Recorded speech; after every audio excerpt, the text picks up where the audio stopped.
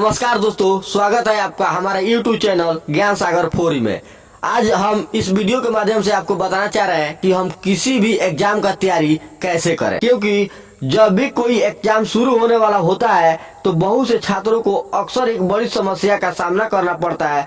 और वो समस्या यह है कि उन्हें कम समय में बहुत ज्यादा सिलेबस तैयार करना पड़ता है। यह समस्या उन छात्रों को बहुत बड़ी होती है जिन्होंने पूरे साल में कुछ भी नहीं पढ़ा होता है। अक्सर छात्र इंटरनेट में कुछ ऐसे सवालों के उत्तर ढूंढते रहते हैं, जैसे एग्जाम की तैयारी 1 महीने में कैसे करें, या 1 हफ्ते में कैसे करें, या फिर 1 दिन में कैसे करें। तो आज हम यहाँ आपको कुछ ऐसे टिप्स देंगे जिससे आप बहुत कम समय में ज्यादा से ज्यादा पढ़ाई कर सकते हैं और एग्जाम में बहुत अच्छा स्कोर हासिल कर सकते हैं।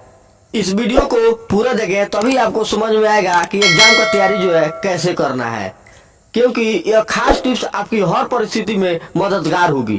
फिर चाहे एग्जाम की तैयारी 1 महीना में बचा हो, 1 हफ्ता बचा हो, या फिर 1 दिन, यह एग्जाम वार्षिक हो, बोर्ड परीक्षा हो, या फिर कोई अन्य प्रतियोगिता परीक्षा हो। तो आइए शुरू करते हैं आज का वीडियो। किसी भी एग्जाम की तैयारी शुरू करने से पहले पूरा सिलेबस और पुराने पेपर्स देख कर थोड़ा रिसर्च जरूर करें। पहले जाने कि सिलेबस में कितने चैप्टर और टॉपिक दिए गए हैं। फिर पुराने पेपर्स देखकर यह जानने की कोशिश करें कि किस चैप्टर से सवाल पूछे गए हैं, किस चैप्टर से सबसे ज्यादा सवाल पूछे गए हैं, किस चैप्टर से सबसे कम सवाल पूछे गए हैं, किस चैप्टर से सरल सवाल और किस चैप्टर से कठिन सवाल पूछे गए हैं। क्योंकि इस पूरी एनालिसिस के बाद आपको समझ आ जाएगा कि कौन सा चैप्टर और कौन सा टॉपिक एग्जाम के लिए सबसे ज्यादा महत्वपूर्ण है। आपको यह भी समझ आ जाएगा कि कौन सा चैप्टर आप आसानी से तैयार कर सकते हैं और किस चैप्टर में सबसे ज्यादा मुश्किल है।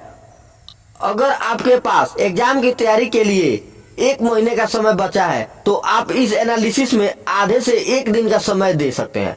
अगर आपके पास 1 दिन का समय है तो यह एनालिसिस आपको 10 से 15 मिनट में कर लेनी चाहिए। चैप्टर को तैयार करने के लिए एक प्राथमिकता और टाइम टेबल सेट करें। सिलेबस और पुराने पेपर्स के एनालिसिस के बाद चैप्टर को तैयार करने के लिए एक प्राथमिकता सेट करें और एक टाइम टेबल भी बनाएं। हो सकता है कोई चैप्टर तैयार करने में बहुत ही कम वक्त 10 से 15 मिनट लगे, ज्यादा समय भी लग सकता है। इसलिए टाइम टेबल बनाते वक्त हर चैप्टर या टॉपिक के लिए कुछ समय का मार्जिन लें। एक टाइम टेबल बना लेने के बाद उसमें किसी भी प्रकार के बदलाव से बचे।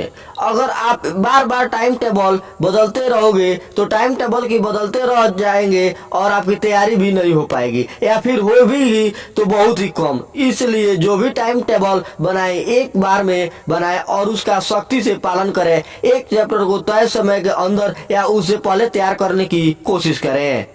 तैयारी करते समय आसान चैप्टर को सबसे पहले समय में तैयार करें, इससे आपका कॉन्फिडेंस लेवल बढ़ेगा। कुछ लोग पहले कठिन चैप्टर को पढ़ने लगते हैं। उनका तर्क होता है कि आसान चैप्टर में ज्यादा कुछ करना नहीं होगा और उसके बाद उसमें आसानी से पढ़ा जा सकता है। बहुत बार ऐसा होता है कि लोग कठिन चैप्टर में ही फंसे रह जाते हैं और उन चैप्टर में बहुत ज्यादा समय ले लेते हैं। इस चक्कर में आसान चैप्टर की भी तैयारी नहीं हो पाते, इसलिए कठिन चैप्टर को बाद में पढ़ना चाहिए।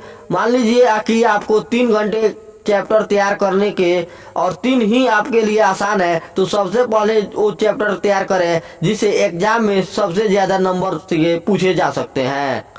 जब भी पढ़ाई करें तो पॉइंट बनाकर पढ़े। पॉइंट बनाकर पढ़ाई करने से आपको रिवीजन करने में बहुत आसानी रहती है, खासकर उस समय जब एग्जाम शुरू होने से पहले कुछ घंटों का समय बचा हो। सब्जेक्टिव प्रश्नों के उत्तर देते समय अगर आपको महत्वपूर्ण पॉइंट याद होंगे तो आप आसानी से बड़ा उत्तर दे सकते हैं। इसलिए प्रश्नों के उत्तर को हमेशा पॉइंट बनाकर पढ़ना अथवा याद करना चाहिए।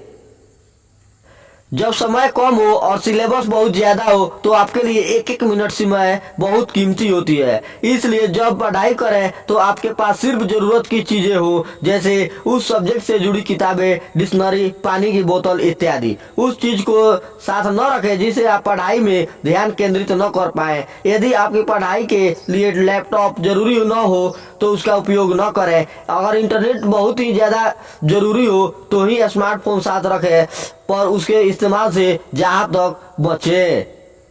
अक्सर आपने लोगों से सुना होगा कि पढ़ाई के बीच जरूर ब्रेक लेना चाहिए। यह बात तभी यह सही है जब आपके पास बहुत ज्यादा समय हो और सिलेबस बहुत कम। जब आपके पास बहुत कम समय हो तो आपको पढ़ाई के बीच ब्रेक लेने से बचना चाहिए। अगर आप पढ़ाई के बीच में बार बार ब्रेक लेंगे तो आपकी एकाग्रता भंग हो जाएगी। एक चैप्टर पढ़ते हो बोर हो जाएंगे और ब्रेक के लेने के मन रहा हो तो थोड़ी देर के लिए दूसरा सब्जेक्ट या फिर कोई दूसरा टॉपिक पढ़ सकते हैं। चाहे आप तो कंबाइन या ग्रुप भी स्टडी कर सकते हैं। यहाँ पर ध्यान देने वाली बात यह है कि कंबाइन या ग्रुप स्टडी शुरू होने से पहले आपके पास पूरा प्लस होना चाहिए। यदि आप तय समय में कितने टॉपिक पढ़ेंगे प्लान बनाकर कंबाइन या ग्रुप स्टडी करने का सबसे ज्यादा फायदा होता है। ये पढ़ाई की कुछ ऐसी टिप्स है जिसके द्वारा आप बहुत ही कम समय में ज्यादा से ज्यादा पढ़ाई कर सकते हैं और अच्छा स्कोर प्राप्त कर सकते हैं। ऐसे ही और भी वीडियो को देखने के लिए हमारा चैनल ज्ञान सागर 4 को सब्सक्राइब करें और बेल आइकन के नोटिफिकेशन को ऑन कर दें ताकि हमारा अगला वीडियो आपको मिल सके। थैंक यू दोस्तों।